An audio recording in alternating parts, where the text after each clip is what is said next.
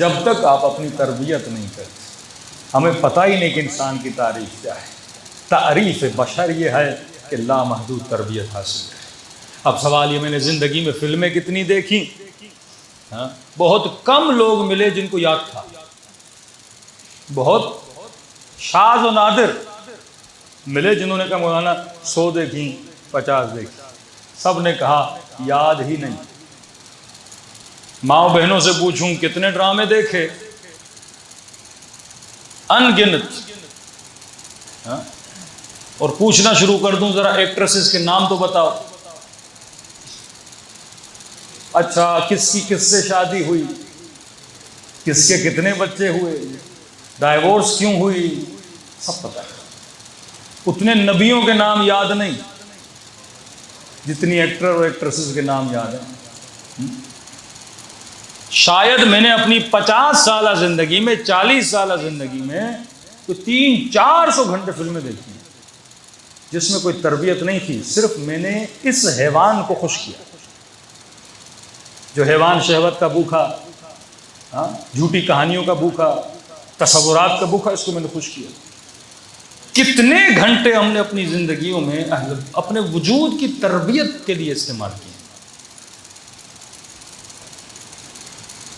कितने घंटे मेरे जिंदगी में नहजुल बलागा पढ़ी है। चलो दूसरी चीजें छोटे, कुरान मैंने कितने घंटे पढ़ी है, अरबी नहीं, तर्जुमे के साथ। कभी मैंने कुरान पढ़ के कुरान से पूछा है कि ऐ खुदा तू मुझसे क्या बात करना चाहता है।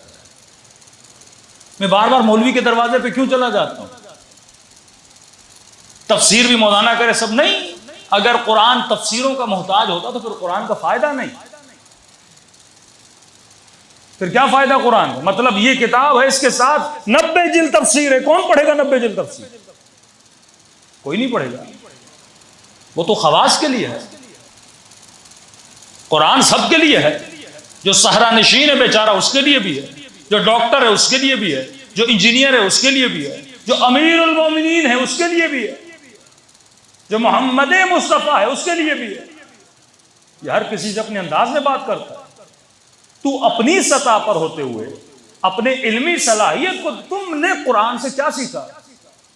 आज तक कुरान खोल के एक एक लाइन का तर्जुमा करके इस नीयत से बैठे हो कि देखूं मेरा खुदा मुझसे क्या बात करना चाहता है। जिस खुदा ने मुझे पैदा करने के बाद कहा और इंसान की खिलकत पे वो नाज करने लगा कि मैं अहसनुल खालिकीन हूं, मैं बेहतरीन बनाने वाला हूं।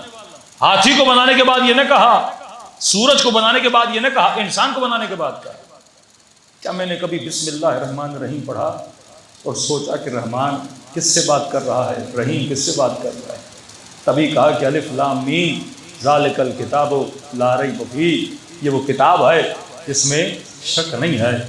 हुदन लिल मुत्तकीन, शर्त बता दी, ये हिदायत तुझे तभी देगा जब तू साहिब तक़वा बनेगा।